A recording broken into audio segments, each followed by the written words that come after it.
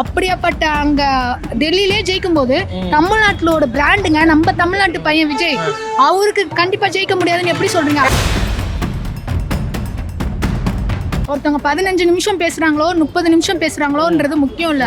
நம்ம பேசுறது மத்தவங்களால மணிக்கணக்கா பேசப்படணும். அதுதான் ஸ்பீச். அந்த ஸ்பீச் யாரால கொடுக்க முடியும்னா விஜய் அவர்களால மட்டும்தான் முடியும். இப்படிதான் சொன்னாங்க, அங்கெல்லாம் கூட்டம் கூடாது பாரு, எங்க ஏரியா உள்ள வந்து பாருன்ற மாதிரி சொன்னாங்க. ஆனா அந்த ஏரியால அவ்வளவு கூட்டம் கூடினாங்க. அந்த கூட்டம் வந்து ரசிகர் கூட்டமோ இல்ல தொண்டர் கூட்டமோ நீங்க அங்க வந்து பாத்தீங்கன்னா பொதுமக்கள் கூட்டம். அங்க வந்து பெண்களையும் நீங்க பாத்துருக்கலாம், வயதான முதியோர்களையும் பாத்துக்கலாம். 6 வயசுல இருந்து 60 வயசு வரைக்கும் ஒரு மனுஷனுக்காக வந்தாங்கன்னா அது விஜய் அவர்களுக்காக தான் வந்தாங்க. பிளஸ் வந்து அவ்வளோ கூட்டம் வந்து எப்படி சொல்றது, தன்னெழுச்சியா வந்தாங்க. சும்மா காசு கொடுத்தோ இல்ல சாப்பாடு போடுறோன்னு சொல்லியோ இல்ல வேன் வச்சு கூட்டிட்டு வந்த கூட்டம் கிடையாது. அது விஜய் அவர்களை பார்க்கணும் அப்படின்ற ஒரு காரணத்துக்கு அவர் என்ன பேச போறாரு அந்த ஸ்பீச்சை கேட்கணும்னு வந்த கூட்டம். சீமான் அவர்கள் அஜித் சாரை பத்தியும் தப்பா பேசிருக்காரு. என்னடா தலைன்றீங்கன்ற மாதிரியும் தப்பா பேசிருக்காரு. அதே மாதிரி ரஜினி வந்து இவர் வந்து தமிழ்நாட்டு ஆள் இல்ல, இவர் வந்து ஒரு பெங்களூர் சேர்ந்தவர், இவருக்கெல்லாம் ஏன் ஓட்டு போடுறீங்க?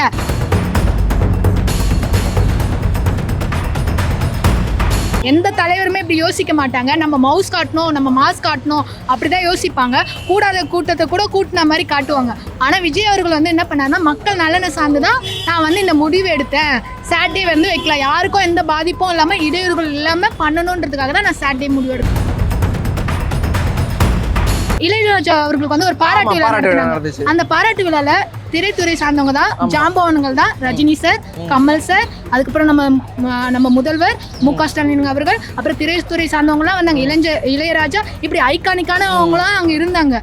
அதெல்லாம் எந்த டிவியா டெலிகாஸ்ட் பண்ணாங்களா? யாருக்கு டெலிகாஸ்ட் பண்ணாங்க? தளபதி தான். சோ அப்ப யாருக்கு மக்கள் செல்வாக்கு இருக்கு? தளபதிக்கு தான். குழந்தைங்களை எதுவும் கூட்டு வரீங்க? இப்போ நிறைய பேர் 2-3 பேர் மயக்கத்து கீழே விழுந்துட்டாங்கன்னு சொன்னாங்க. ஒருத்தவங்களுக்கு வந்து 4 பவுன் செயினை பறிச்சிட்டாங்க அப்படின்லாம் சொன்னாங்க. அந்த 4 சார் செயின் பறிச்சாங்கன்னு சொன்னாங்க, நியூஸ்ல வந்தது. அது மட்டும் தான் எல்லாருமே டெலிகாஸ்ட் பண்ணாங்க. அதுக்கப்புறம் அவனை போட்டு பொழந்தாங்க. அதை பாத்தீங்களா நீங்க? திருடுறவங்க போய் திருடி இருக்கலாம், இல்ல யாரோ ஒருத்தவங்க விஜய் வந்து தப்பா இது பண்ணும், போர்ட்ரே பண்ணோம், இது தற்கொலை கூட்டம் அப்படின்னு இது பண்ணும், போர்ட்ரே பண்றதுக்காக கூட விஜய் தொண்டரே இல்லைன்னா கூட மரத்து மேலே ஏறி இருக்கலாம். அதே மாதிரி விஜய் தொண்டரே இல்லாம கூட மின் கம்பியில ஏறி இருக்கலாம். அந்த மாதிரி அவருக்கு நெகட்டிவிட்டி ஸ்ப்ரெட் பண்ணுன்றதுக்காக கூட நிறைய பேர் பண்ணிருக்கலாம்ல. இப்போ வந்து திருவாரூர் நாகை வந்து டெல்டா வந்து திமுகவுக்கு வந்து ஒரு ஃபோர்ட்ரஸ். அங்க அவ்வளவு சீக்கிரம் திமுக ஜெயிக்கவே முடியாது. அங்க ஒரே ஒருத்தவர் தான் அதிகமா ஜெயிச்சிட்டு இருக்காரு, அதுவும் அதிமுக கட்சியில உள்ளவர், காமராஜர்னு சொல்லிட்டு ஒருத்தவர், நன்னிலம் அந்த தொகுதியில ஜெயிச்சிட்டு இருக்காரு. இப்ப இவர் வந்ததுனால ஏதாவது மாற்றம் வருமா? இது நீங்க முதல்வன் படம் பார்த்திருக்கீங்களா? பார்த்திருக்கேன். அதுல வந்து அர்ஜுன் சார் வந்து ரிப்போர்ட்டரா தான் ஒர்க் பண்ணினாரு. அது வரைக்கும் அவர் மக்களுக்கு ஏதாவது நல்லது செஞ்சாரு? இல்ல, பண்ணதில்ல. அவருக்கு பதவின்னு ஒண்ணு கொடுத்து அந்த பதவியில ஒரு நாள் தான் உனக்குன்னு சொன்னதுக்கு அப்புறமா தான் அவர் வந்து மக்களுக்கு வந்து அவ்வளோ இது என்னென்னலாம் நடக்குதோ அவ்வளோ இது பண்ணி சொல்யூஷன் கொண்டு வந்தாரு. அதுக்கப்புறம் மக்கள் என்ன பண்ணுங்க, வி வாண்ட் அர்ஜுன்ற மாதிரி தான் இருக்கணும். அந்த மாதிரி தான் விஜய் அவர்களுக்கும் ஒரு சான்ஸ் கொடுங்க. தளபதி வந்து சுற்றுப்பயணம் போயிட்டு இருக்காரு, அதை பத்தி என்ன நினைக்கிறீங்க? வந்து பாத்தீங்கன்னா விஜய் அவர்கள் வந்து ஃபர்ஸ்ட் மாநாடு பிளஸ் செகண்ட் மாநாடு இது பண்ணாரு. விஜய் வந்து வீட்டை விட்டே வெளியே வர மாட்டாரு, அவர் வந்து மாநாடுலாம் போட மாட்டாரு, மாநாடே நடத்தினாலும் அங்க மக்கள் வர மாட்டாங்க அப்படிலாம் சொன்னாங்க. இப்போ வந்து பாத்தீங்கன்னா 2 மாநாடு முடிஞ்சிச்சு. இப்போ 2வது சுற்றுப்பயணமும் அவர் வந்து இது பண்றாரு. வீக்லி சாட்டர்டே இது பண்ணிருக்காரு. மொத்தம் 15 வாரங்களுக்கு இதுவாயிருக்கு. இல்ல, அவர் ஏன் சாட்டர்டே மட்டும் ஃபிக்ஸ் பண்ணி போயிட்டு இருக்காரு? மத்த டேஸ்ல போனா என்ன, அதனால என்ன பிரச்சனை? ஆக்சுவலா நான் ஃபர்ஸ்ட் எப்படி எடுத்துக்கிட்டேன்னா, அவர் வந்து ஒரு நாள் பேசிட்டு போயிடுவாரு, ஓகேங்களா? மீதி 6 நாட்கள் அவர் வந்து மற்ற கட்சிகளால பேசப்பட வைக்கணும் அப்படின்ற மாதிரி நான் எடுத்துக்கிட்டேன். ஆனால் அதுக்கான விளக்கத்தை வந்து விஜய் என்ன சொன்னார்னா, நான் வந்து மக்கள் நலனை சார்ந்துதான் நான் இது பண்ண நேற்று சொன்னார். என்ன சொல்லியிருக்காருன்னா, வீக்கெண்டில் வச்சாதான். ஏன்னா வந்து பார்த்தீங்கன்னா பொதுமக்கள் கூட்டம் கூடும், ப்ளஸ் வந்து பொதுமக்கள் அவங்க வேலையை விட்டுட்டு வருவாங்க, ப்ளஸ் காலேஜ் பசங்களும் சரி, இளைஞர்களும் சரி, பெண்களும் சரி, அவங்களோட அன்றாட வாழ்க்கையை பாதிக்கக்கூடாதுன்ற ஒரு நல்ல நோக்கத்தோட எந்த தலைவருமே இப்படி யோசிக்க மாட்டாங்க. நம்ம மவுஸ் காட்டணும், நம்ம மாஸ் காட்டணும் அப்படிதான் யோசிப்பாங்க. கூடாத கூட்டத்தை கூட கூட்டின மாதிரி காட்டுவாங்க. ஆனால் விஜய் அவர்கள் வந்து என்ன பண்ண பண்ணாருன்னா மக்கள் நலனை சார்ந்துதான் நான் வந்து இந்த முடிவு எடுத்தேன். சாட்டர்டே வந்து வைக்கலாம், யாருக்கும் எந்த பாதிப்பும் இல்லாம இடையூறுகள் இல்லாம பண்ணணும்ன்றதுக்காக தான் நான் சாட்டர்டே முடிவு எடுத்தேன். சாட்டர்டே வச்சாங்க. பட் ஆனா குழந்தைகளை கூட்டு வராங்கன்னு சொன்னாங்க. நிறைய பேர் குழந்தைங்க சின்ன சின்ன பசங்கலாம் வராங்க. அதை பத்தி நீங்க என்ன நினைக்கிறீங்க? நம்மளோட இதுல வந்து பாத்தீங்கன்னா முப்பெரும் விழால ஒரு குழந்தைய வந்து கூட்டு வந்து இது பண்ணாங்க, இதுதான் திராவிட இதுன்னு காமிச்சாங்க. அந்த மாதிரி அந்த குழந்தைய வந்து அவங்க வந்து கொண்டு வந்திருக்காங்க. இந்த கொஸ்டின் அவங்க கிட்டே நம்ம கேட்கலாம்ல. பட் இது ஆனா அவங்க அக்செப்டன்ஸ் பண்ணிக்கவே மாட்டாங்களே. குழந்தைகளை தான் நீங்க கூட்டு வரீங்க அக்செப்ட் பண்றாங்க. நம்ம தளபதி விஜயை பார்த்து இப்படி கேக்குறாங்க. நீங்க என்ன நினைக்கிறீங்க? ஐயா அவங்க தளபதி விஜய்னா மட்டும் ஒரு காழ்ப்புணர்ச்சியில் இப்படி கேட்குறாங்கன்னு நினைக்கிறீங்களா இல்லை எப்படி? ஆனால் அப்படியேப்பட்ட அரசியலையும் அவங்க சொல்றதே அவங்க தொண்டர்களும் சரி அவங்களோட இதுவும் வந்து ஃபாலோ பண்ண மாட்டாங்க. இப்பதானே விஜய் சார் வந்து ஆரம்பிச்சிருக்காரு, ஆரம்பிச்சு 2 வருஷம் தானே ஆகுது. இதுக்கப்புறமா தான் ஃபியூச்சர்ல வந்து அந்த கொள்கை கோட்பாடு அவர் சொல்றதை ஃபாலோ பண்றது எல்லாமே இதுக்கப்புறமா தான் இதுவாகும். இந்த கொஸ்டின் வந்து நீங்க இப்ப இங்க கேட்குற மாதிரி அங்க ஆளும் தரப்பையும் நீங்க கேட்கணும். ஏன்னா வந்து எல்லாருமே வந்து பார்த்தீங்கன்னா நம்ம சொல்கிறத ஃபாலோ பண்ணிட மாட்டாங்க. சில பேர் அடிபட்டு திருந்தினாதான் ஃபாலோ பண்ணுவாங்க. சில பேர் அன்பின் மிகுதியாக நம்ம தளபதியை பார்க்கணும், நம்ம திரையில் பார்த்த அந்த அவரை நம்ம நாளைக்கு அவர் கோட் போட போகிறோம், நம்மளோட ஃபியூச்சர் அவர் அப்படின்னு சொல்லிட்டு அந்த குழந்தைக்கு வந்து எடுத்துக்காட்டல. நான் உன்னை வந்து கூட்டிகிட்டு போயிட்டு இப்போ எம்ஜிஆர் அவர்கள் வந்து இது பண்ணால் அவங்கள கை குழந்தைங்களை கூப்பிட்டு போயிட்டு பேர்லாம் வைக்கிறாங்க. அதே மாதிரி ஸ்டாலின் அவர்கள் நம்ம முதலமைச்சர் போனால் கை குழந்தைய கூட்டிகிட்டு போய் பேர் வைக்கிறாங்க. அது எதுக்காக வைக்கிறாங்க? அது ஒரு இதுவாக இருக்கும்ன்றதுக்காக தான். ஒரு அந்த மாதிரி அவங்களும் கூட்டிட்டு போயிருக்கலாம். கூட்ட நெரிசல் அதிகமானதுனால அதனால வந்து ஏன் இப்படி பண்றீங்க, குழந்தைங்களை எதுவும் கூட்டு வரீங்க? இப்போ நிறைய பேர் 2-3 பேர் மயக்கத்து கீழே வந்துட்டாங்கன்னு சொன்னாங்க. ஒருத்தவங்களுக்கு வந்து 4 பவுன் செயினை பறிச்சிட்டாங்க அப்படின்லாம் சொன்னாங்க. அந்த 4 செயின் பறிச்சாங்கன்னு சொன்னாங்க, நியூஸ்ல வந்தது. அது மட்டும் தான் எல்லாருமே டெலிகாஸ்ட் பண்ணாங்க. அதுக்கப்புறம் அவனை போட்டு பொழந்தாங்க. அதை பாத்தீங்களா நீங்க? திருடுறோம் போய் திருடி இருக்கலாம், இல்ல யாரோ ஒருத்தவங்க விஜய் வந்து தப்பா இது பண்ணும் போர்ட்ரே பண்ணோம், இது தற்கொலை கூட்டம் அப்படின்னு இது பண்ணும் போர்ட்ரே பண்றதுக்காக கூட விஜய் தொண்டரே இல்லைன்னா கூட மரத்து மேலே ஏறி இருக்கலாம். அதே மாதிரி விஜய் தொண்டரே இல்லாம கூட மின் கம்பியில ஏறி இருக்கலாம். அந்த மாதிரி அவருக்கு நெகட்டிவிட்டி ஸ்ப்ரெட் பண்ணுன்றதுக்காக கூட நிறைய பேர் பண்ணிருக்கலாம்ல. ஸோ நேற்று நடந்த விஷயம் வந்து திருடுறவன் போய் திருடினானா அது யார் சொல்லி திருடினான்றது தெரியாது. ஆனா அவனை பிடிச்சி பொழந்துட்டாங்க. அது அந்த நியூஸும் வந்தது. இப்போ வந்து திருவாரூர் நாகை வந்து டெல்டா வந்து திமுகவுக்கு வந்து ஒரு ஃபோர்ட்ரஸ். அங்க அவ்வளவு சீக்கிரம் திமுகவும் ஜெயிக்கவே முடியாது. அங்க ஒரே ஒருத்தவர் தான் அதிகமா ஜெயிச்சிட்டு இருக்காரு, அதுவும் அதிமுக கட்சியில உள்ளவர். காமராஜர்னு சொல்லிட்டு ஒருத்தவர் நன்னிலம் அந்த தொகுதியில ஜெயிச்சிட்டு இருக்காரு. இப்ப இவர் வந்ததுனால ஏதாவது மாற்றம் வருமா? அங்க திருவாரூர்ல ஜெயிக்க முடியுமா, நாகையில ஜெயிக்க முடியுமா? இருங்க, திருவாரூர் யாரோட மாவட்டம்னா நம்ம கலைஞர் அவர்கள் பிறந்த மாவட்டம். அவரு பிறந்த மாவட்டத்துல கூட்டம் எல்லாம் கூடாதுன்னு கரெக்டா இப்படிதான் சொன்னாங்க. அங்கெல்லாம் கூட்டம் கூடாது, பாது எங்க ஏரியா உள்ள வந்து பாருன்ற மாதிரி சொன்னாங்க. ஆனா அந்த ஏரியால அவ்வளவு கூட்டம் கூடினாங்க. அந்த கூட்டம் வந்து ரசிகர் கூட்டமோ இல்ல தொண்டர் கூட்டமோ நீங்க அங்க வந்து பாத்தீங்கன்னா பொதுமக்கள் கூட்டம். அங்க வந்து பெண்களையும் நீங்க பாத்துருக்கலாம், வயதான முதியோர்களையும் பாத்துக்கலாம். 6 வயசுல இருந்து 60 வயசு வரைக்கும் ஒரு மனுஷனுக்காக வந்தாங்கன்னா அது விஜய் அவர்களுக்காக தான் வந்தாங்க. பிளஸ் வந்து அவ்வளோ கூட்டம் வந்து எப்படி சொல்றது, தன்னெழுச்சியா வந்தாங்க. சும்மா காசு கொடுத்தோ இல்ல சாப்பாடு போடுறோன்னு சொல்லியோ இல்ல வேன் வச்சோ கூட்டிட்டு வந்த கூட்டம் கிடையாது. அது விஜய் அவர்களை பார்க்கணும் அப்படின்ற ஒரு காரணத்துக்காக அவர் என்ன பேச போறாரு அந்த ஸ்பீச்சை கேட்கணும்னு வந்த கூட்டம். இப்போ வந்து திமுகவோட தலைவர் தான் அண்ணா, அதிமுகவோட பொதுச் செயலாளர் எம்ஜிஆர். இப்போ அவங்க 2 பேரையும் ஃபோக்கஸ் பண்ணி நம்ம தளபதி வந்து பின்னாடி அவங்க 2 பேர் தான் எனக்கு ரோல் மாடல் அப்படின்னு நிக்கிறாரு. ஆனா கட்சின்னு எதிர்க்கிறப்போ திமுக வந்து எதிர்க்கிறாரு. இதை பத்தி நீங்க எப்படி நினைக்கிறீங்க? ஏன்னா அவங்க நல்லவங்க. ஓகே, யாரு அண்ணா பிளஸ் வந்து எம்ஜிஆர் அவர்கள்லாம் நல்லது செஞ்சாங்க, மக்களுக்காக நல்லது செஞ்சு மக்களுக்காக அவங்க சம்பாரிச்ச சொத்தை கூட கொடுத்துட்டு போனாங்க. எம்ஜிஆர் அவர்கள் வந்து பாத்தீங்கன்னா அவர் சம்பாரிச்ச சொத்தெல்லாம் மக்களுக்காக கொடுத்துட்டு போனாரு. ஆனா நேத்து விஜய் அவர்கள் அவரோட ஸ்பீச்ல பாத்தீங்களா, கொள்ளை அடிக்கிற உங்களுக்கே இவ்வளவு இருக்குன்னா சொந்த காசுல சம்பாதிக்கிறேன் எனக்கு எப்படி இருக்கும்ட்டு. அண்ணாக்கு ஒரு பேர் இருக்கு, எம்ஜிஆர் அவர்களுக்கும் ஒரு பேர் இருக்கு. எல்லாருமே வந்து பாத்தீங்கன்னா அண்ணாவையும் எடுத்துக்கலாம், எம்ஜிஆரையும் ரெஃபரன்ஸா எடுத்துக்கலாம். ஸோ அதனால விஜய் அவர்கள் வந்து அவங்கள ரெஃபரன்ஸா வச்சு இது பண்ணிருக்காங்க. இவங்கள ஏன் ரெஃபரன்ஸ்னா இவங்க மக்களுக்கு வந்து நல்லது நடக்கல. 75 வருஷமா நீங்க இது பண்றீங்க. அப்போ வந்து அண்ணா இருந்தப்போ நல்லா இருந்தது, எம்ஜிஆர் அப்போ இருந்தப்போ அந்த பீரியட் நல்லா இருந்தது, ஜெயலலிதா அம்மா இருந்தப்போ அந்த பீரியட் நல்லா இருந்தது. அதுக்கப்புறமா நடந்ததுலதான் இப்ப வந்து பாத்தீங்கன்னா நம்ம சீமான் அவர்கள் அவர் ஃபர்ஸ்ட் பெரியாருக்கு சப்போர்ட் பண்ணி பேசினாரு. ஆனா இப்ப என்ன பண்ணாரு, பெரியார்லாம் மண்ணுன்ட்டாரு. அதே மாதிரி ரஜினிகாந்த் போட்டு அதை அடிச்சாரு. சுடுகாட்டுல கூட தான் ஒரு இடம் இருக்கு, அங்க போய் நீங்க படுக்க வேண்டியதானே அப்படிலாம் சொன்னாரு. ஆனா இன்னைக்கு அதே ரஜினி சார் கூட போயிட்டு அவர் போட்டோ எடுத்துக்கிட்டாரு. ஓகேங்களா, அதுக்கு அந்த மாதிரி பண்ணாரு. ஸோ அந்த மாதிரி தான் அரசியல வந்து ஒருத்தவங்க ரெஃபரன்ஸ் எடுக்கிறது வந்து தப்பு கிடையாது. நல்லது செஞ்சா நம்ம நல்லதை ரெஃபரன்ஸா எடுத்துக்க போறோம், கெட்டது செஞ்சவங்க கெட்டதை வச்சு ரெஃபரன்ஸ் எடுத்துக்கிறோம். அது தப்பு கிடையாது. கரெக்ட். இப்போ வந்துட்டு திருச்சிலையும் அரியலூர்லயும் ஃபர்ஸ்ட் சுற்றுப்பயணம் போயிருந்தாரு. அங்க போனப்போ வந்து கரண்ட் கம்பம் கரண்ட்டை கட் பண்ணிட்டாங்க அப்படின்னு சொல்லிட்டு ஒரு அலிகேஷன் வந்துச்சு. பட் ஆனா கவர்மெண்ட் சைட்ல இருந்து என்ன சொல்றாங்கன்னா உங்க சைடுல இருந்தா எங்களுக்கு வந்து கரண்ட் கட் பண்ணுங்க அப்படின்னு சொன்னாங்க. அதனாலதான் நாங்க கரண்ட் கட் அந்த பண்ணோம் அறிக்கை அப்படின்னு சொல்றாங்க. ஃபர்ஸ்டோட அறிக்கை பாத்தீங்களா? இல்ல இல்ல ஃபர்ஸ்ட் அறிக்கையில வந்து பாத்தீங்கன்னா அவங்க சொல்லவே இல்ல கரண்ட் கட் பண்ணுங்கன்னு. ஆக்சுவலா இவங்க இப்படி என்ன போர்ட்ரே பண்ணிட்டாங்கன்னா, நேத்து அவர் ஒரு மாநாட்டுக்கு ஒரு சுற்றுப்பயணத்துக்கு போனாங்க நாகப்பட்டினம் அரியலூருக்கும். அங்கதான் வந்து பகல் நேரத்துல அந்த நிறைய பேர் யாருக்கும் பாதிப்பு வரக்கூடாது, மின் கம்பில எல்லாம் ஏறி நிக்க போறாங்க, இதுல நிக்க போறாங்க, அதுக்காக கரண்ட் கட் பண்ண சொன்னாங்க. அவரு சொன்னது போன வார கதையை, ஆனா இவங்க சொல்றது இந்த வார கதையை.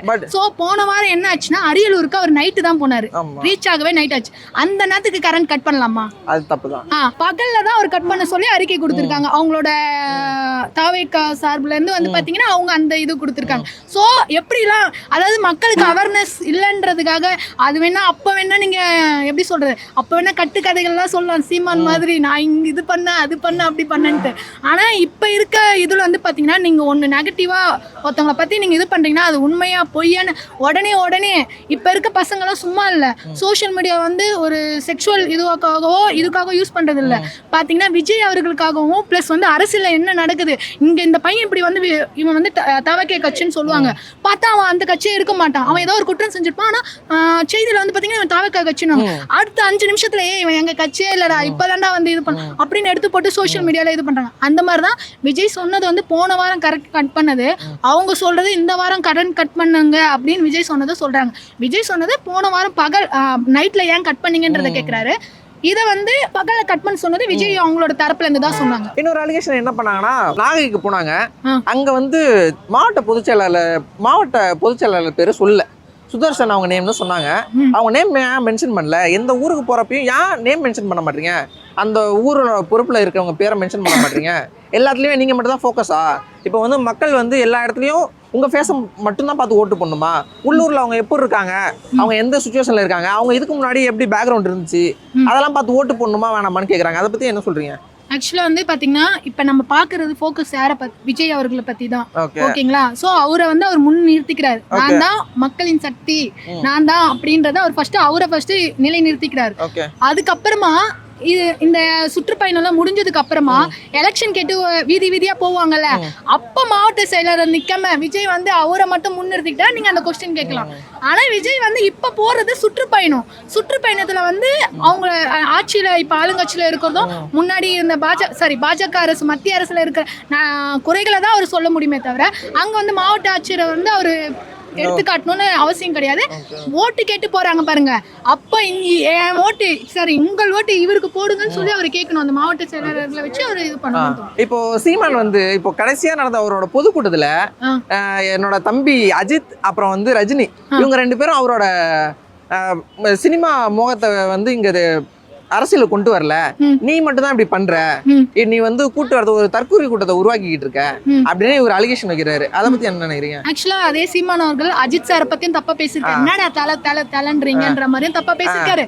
அதே மாதிரி ரஜினி வந்து இவர் வந்து தமிழ்நாட்டு ஆள் இல்ல, இவர் வந்து ஒரு பெங்களூர் சேர்ந்தவர், இவருக்கெல்லாம் ஏன் ஓட்டு போடுறீங்க, இவரெல்லாம் ஒரு இதுவே கிடையாது அப்படின்னு ஒருத்தரை பத்தி தரக்குறைவா எவ்வளவு பேச முடியுமோ, அநாகரிகமான ஸ்பீச் யாரால பேச முடியுமோ அவ்வளோத்தையும் பேசிட்டு இப்ப போயிட்டு அவருக்கு வேணும். அன்னைக்கு என்ன சொன்னாரு, இதே சீமான் அவர்கள் தான் விஜயை வந்து என் தம்பி வந்து அரசியல் பண்ணட்டும், நான் அவருக்கு துணை முதலமைச்சர் பதவி கொடுக்குறேன், அன்னைக்கு விஜய் வீட்டு வாசல்ல போய் நீங்க நிக்கலையா, 2 பேரும் கூட்டணி பத்தி பேசலையா, அப்பெல்லாம் பேசிட்டு எங்க வந்து அடே இவனை நம்ம யூஸ் பண்ணிக்கலாம் நினைச்சோம், கோமாளியா வச்சு யூஸ் பண்ணிக்கலாம் நினைச்சோம், இவன் தில்லாலங்கடியா இருக்கான், விஜயகாந்த் எல்லாம் நம்ம அடிச்சு பேசணும், ஆனா இவனை நம்ம எது பேசினாலும் இவன் கண்டுக்கவே மாட்டானே, அந்த பொறாமையை வச்சிருந்தான். ஏன்னா வந்து அவர் வந்து பாத்தீங்கன்னா எனக்கு தமிழ் தேசியமும் ஒண்ணுதான், அதே மாதிரி திராவிடமும் ஒண்ணுதான்றாரு. நான் எல்லாரையும் அரவணைச்சு கொண்டு போறோம். ஒருத்தவங்க வந்து தமிழ் தேசியம்ன்றாங்க, இன்னொருத்தவங்க வந்து திராவிடம்ன்றாங்க. அவங்க ஸ்பிளிட் பண்ணியிருக்காங்க. நான் ஸ்பிளிட் பண்ணதை வந்து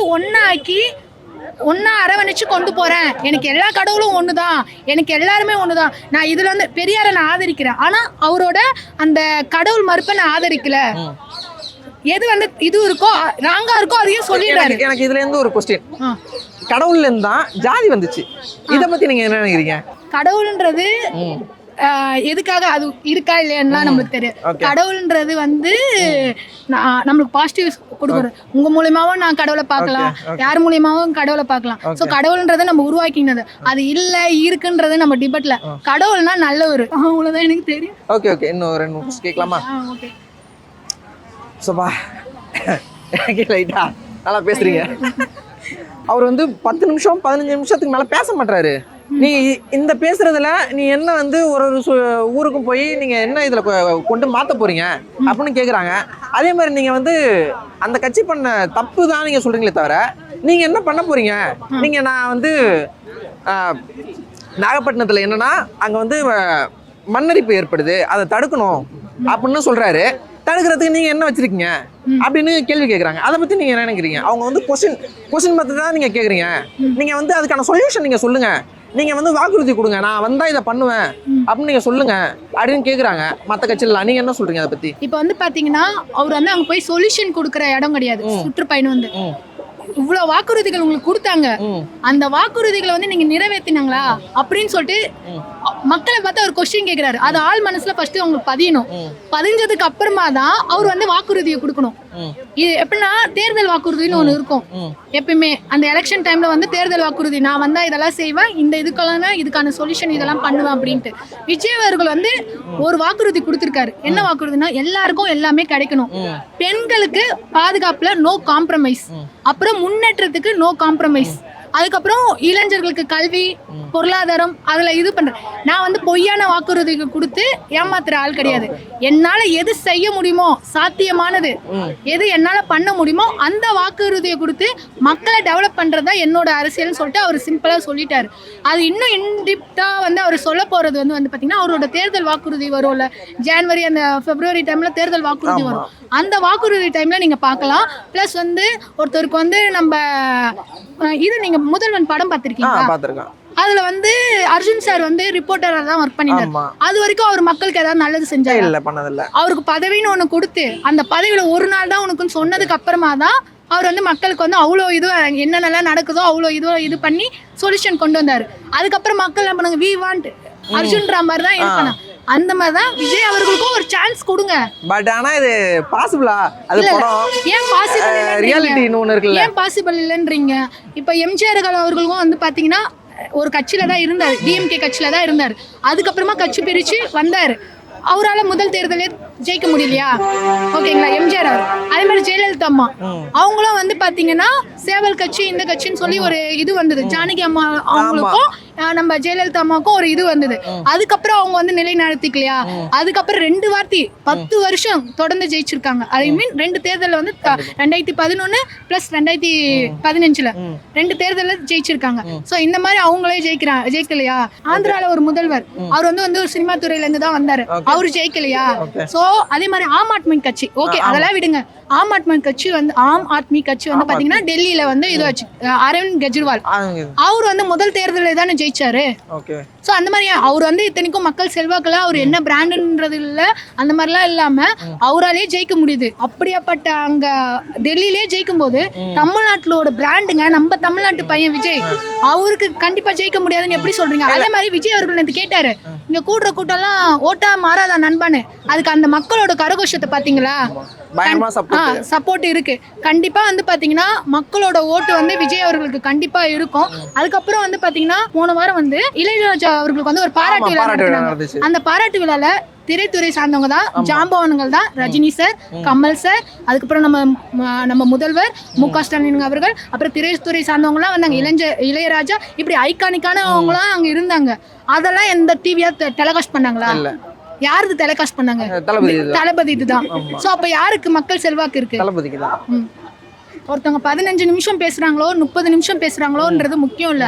நம்ம பேசுறது மத்தவங்களால மணிக்கணக்கா பேசப்படணும், அதுதான் ஸ்பீச். அந்த ஸ்பீச் யாரால கொடுக்க முடியும்னா விஜய் அவர்களால மட்டும் தான் முடியும். பாத்தீங்கன்னா அது வந்து மக்கள் கிட்ட ஒரு தாக்கத்தை உருவாக்குறது, அது மக்கள் கிட்ட ஈஸியா ரீச் ஆகுது, மக்கள் கிட்ட புரியும்படி கண்மையாகுது. அவர் நேற்று ஒரு பாயிண்ட் கேட்டாரு, வெளிநாட்டுக்கு முதலீடு செய்ய போனீங்களா இல்ல வெளிநாட்டுல முதலீடு செய்ய போனீங்களான்னு கேட்டாங்க. அதாவது நீங்க வெளிநாட்டுல போய் முதலீடு செய்ய போனீங்களா இல்ல வெளிநாட்டுக்கு உங்களோட முதலீடு செய்ய போனீங்களா நினைக்கிறேன். நீங்க என்ன கேக்குறீங்கன்னு எனக்கு புரியுது. அந்த மாதிரி மக்களுக்கு புரியும்படியா தான் அவர் கொண்டு போற அந்த ஸ்பீச், அந்த எலவென்ட் எல்லாமே வந்து பார்த்தீங்கன்னா நாளுக்கு நாள் அவர் மெருக்கேறிக்கி கொண்டு தான் போறாரு.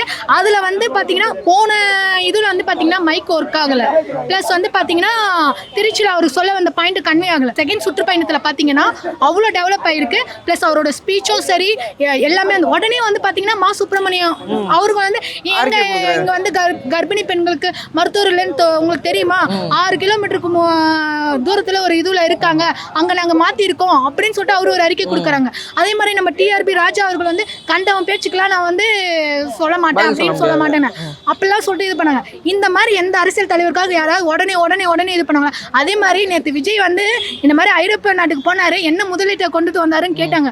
உடனே அடுத்து கொஞ்ச நேரத்துல பார்த்தா நம்ம முதல்வர் ஐயா கிட்ட இருந்து அந்த ஐரோப்பிய இதுல வந்து அது இதுல டெலிகாஸ்ட் பண்றாங்க. ஸோ இதுலயே தெரியும் அவங்களுக்கு விஜயை பார்த்தா ஒரு பயம் இருக்கு. விஜய் தான் மாற்றத்துக்கான அரசியல். விஜய் தான் வந்து பாத்தீங்கன்னா இப்ப வந்து எதிர்கட்சி யாரா இருக்காங்க, அதிமுக. ஆனா எல்லா கட்சிக்கும் எதிர்கட்சியா இருக்க ஒரே கட்சி தாவேகா தான். Okay ma'am, thank you.